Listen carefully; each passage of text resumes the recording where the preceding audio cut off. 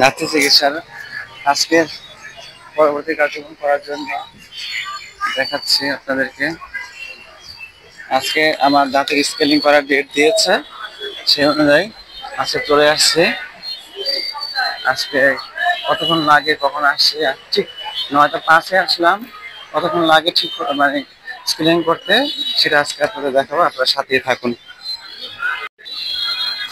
ভিতরে চলে আসলাম। এখানে অনেক ওষুধ কর্মীরা দাঁড়িয়ে আছে, প্রচুর। ভিতরে অংশ দেখাচ্ছে। এখন মেন গেটে, মানে আমার যেগুলো রোল নাম্বার দেওয়া আছে সেখানে যাব।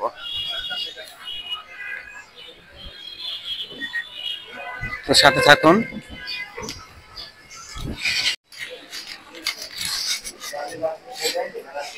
এসে বলছি নিচতলায়।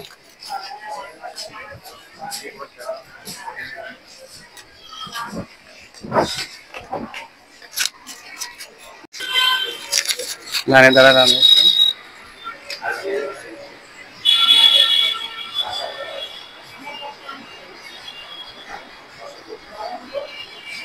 এক, দুই, তিন, চার, পাঁচ, 6 জনের পিছনে দাঁড়িয়ে আছি। দেখি কতক্ষণ লাগে। এখানে অনেকগুলো বেড আছে স্কেলিং করার জন্য।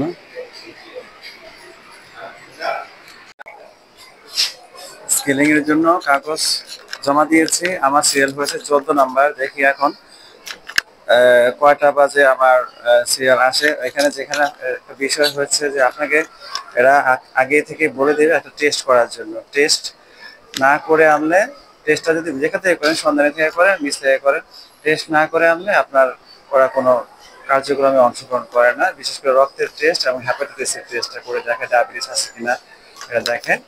তো এই স্কেলিংটা করতে আমার বাইরে 500 থেকে 700 টাকা লাগতো, কিন্তু এখানে কোনো টাকাই লাগবে না। ওই যে আমি 10 টাকার টিকিট করেছি, ওটা দিয়ে হয়ে যাবে। তো আজকে দেখি, আজকের অভিজ্ঞতা আপনাদের সাথে শেয়ার করব। সবাই সাথে থাকবেন। এখানে আরেকটা ডিপার্টমেন্ট আছে, সেটা হলো শিশু তন্ত্র বিভাগ। শুধু শিশুদের ভিতরে কাগজ জমা দিয়ে বাইরে অপেক্ষা করতেছি। অনেক মানুষ আসছে এখানে।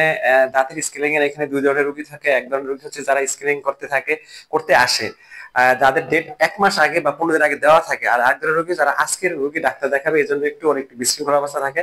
তবে সময় বেশি লাগে না আমার। প্রায় ওদের মানে যারা দাঁত স্কেলিং করবে তাদের আসতে অনেক সময় লেগেছে। এই জন্য আমাকে প্রায় 1 ঘন্টা বসে থাকতে হয়েছে। 1 ঘন্টা পরে আমার সিরিয়াল আছে।